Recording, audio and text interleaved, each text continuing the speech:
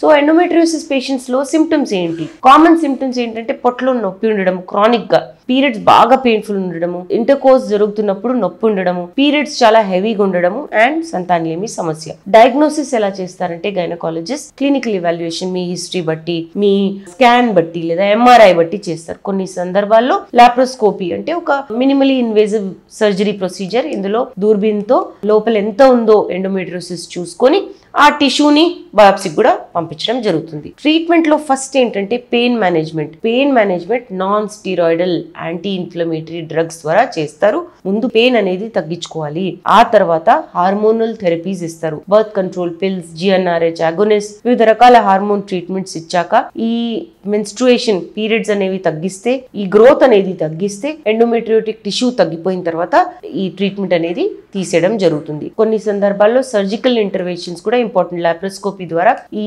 Cyst ని, endometriotic lesions ని ఎక్కువ ఉంటే ఈ లాప్రోస్కోపీ ద్వారా తీసేస్తారు. నేను చెప్పానే అనాటమీ ప్రాబ్లమ్స్ అవ్వచ్చు. సో అనాటమీ కూడా బాగా చేయడం లాప్రోస్కోపీ ద్వారా చేయొచ్చు. చాలా రేర్ సందర్భాల్లో హిస్టెక్టమీ చేయొచ్చు. ఎస్పెషలీ పిల్లలు పుట్టేశారనుకోండి, హిస్టెక్టమీ అంటే గర్భసంచి తీసేయడం అనేది చేస్తారు. చాలా రేర్. పిల్లలు పుట్టేశారంటేనే ఈ ప్రొసీజర్ అనేది చేస్తారు. Next IVF. ఇప్పుడు చాలా ఎక్కువ ఉందనుకోండి, లేదా న్యాచురల్ గా కన్సెప్షన్ కష్టంగా ఉంది, ట్యూబ్స్ బ్లాక్ అయిపోయినాయి, ఏ బాడీ పార్ట్ ఎక్కడ ఉండాలో, ఓవరీస్, ట్యూబ్స్, యూట్రస్ సరిగా లేదనుకోండి, అలాంటప్పుడు ఐవీఎఫ్ కూడా వెళ్ళొచ్చు. కండాలు బయటికి తీసి మీ హస్బెండ్ వీర్య కణాలతో ఎంబ్రియో తయారు చేసి గర్భసంచిలోకి వేస్తే ప్రెగ్నెన్సీ వచ్చే ఛాన్సెస్ ఎండోమెట్రియోసిస్ పేషెంట్స్ లో ఎక్కువ ఉంటే. డెఫినెట్ గా సివియరిటీ బట్టి ఏ గ్రేడ్ ఉందో, అంటే చాలా ఎక్కువ లెవెల్ ఎండోమెట్రియోసిస్ ఉంటే వేరే రకంగా అప్రోచ్ చేస్తారు. తక్కువ ఉన్నప్పుడు హార్మోనల్ ట్రీట్మెంట్ చేసి నార్మల్ గా ట్రై చేయమంటారు. చాలా ఎక్కువ ఉన్నప్పుడు ఐవీఎఫ్ కి కూడా వెళ్ళిపోమని చెప్తుంటారు.